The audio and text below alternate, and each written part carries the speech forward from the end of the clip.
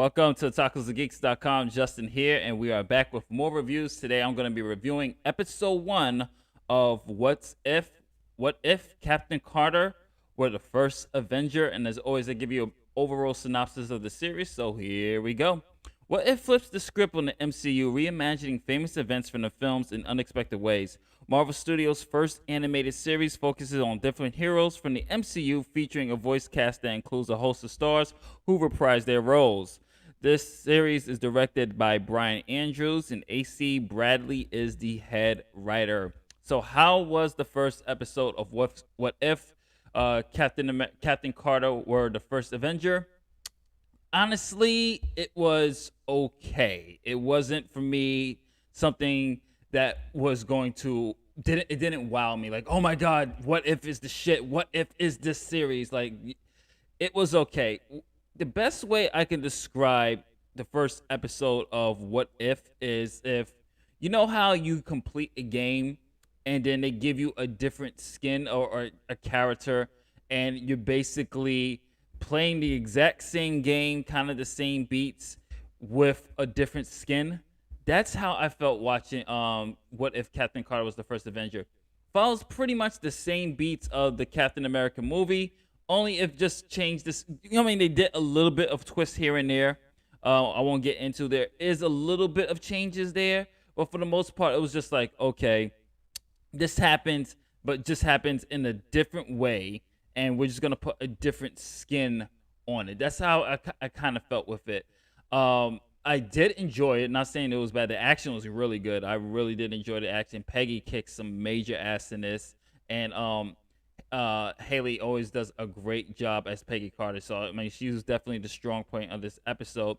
But when it comes to the voice acting, I'm not sure if anyone's seen other reviews, but I also have to agree with the voice acting here. The voice acting, the actors kind of the actors kind of seem tired or uninspired to be there. It was just like their line delivery wasn't energetic, enough.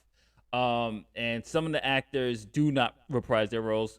They had someone who sounds pretty damn good as Chris Evans. Sounds just like Chris Evans, but it definitely wasn't Chris Evans. You see that at the end of the credits. But for the most part, I did enjoy it, but it just kind of felt kind of like a copy and paste with a change of skin. Instead of Cap, it was Peggy. And yeah, there's enough different changes for you to just go, okay, this is worthy of a what if. But it didn't wow me. And I'm hoping that the rest of the series is not just kind of like that, where it's just like, okay, this happens, but only this time, like same events, almost the same beats, but we're just gonna put a different character in this, and the outcome will be kind of the same. Only that it will be a different character, and if that's where it's gonna go, then this is gonna be a very disappointing series to me. I'm hoping we'll see a little bit more. I'm waiting for the Marvel Zombies type of episode, because that really seems like a huge what if. This one just kind of felt like, okay, let's give Cap's story, just put Peggy in there, and let's sprinkle in a little bit of changes with the suit, how the ending happens, but the ending happens very similar to the first Avengers movie, only it's not involving a plane, it's something else. And it literally was just reverse, and that's not something I was expecting from What If. I was expecting something completely different, but so far I'm gonna give this an average score. I'm gonna give this we'll do stars here, stars and letters. I'm gonna give it 3.5, 3.5, because the action was pretty good. The voice acting was a hit or miss. Some actors didn't sound inspiring enough. Sound like they was just reading the lines like, okay, let me collect this check and call it a day. But for the most part, the action I did enjoy. There was some really good choreography there. And animation wise, I see people complaining about the animation and how the animation was inconsistent.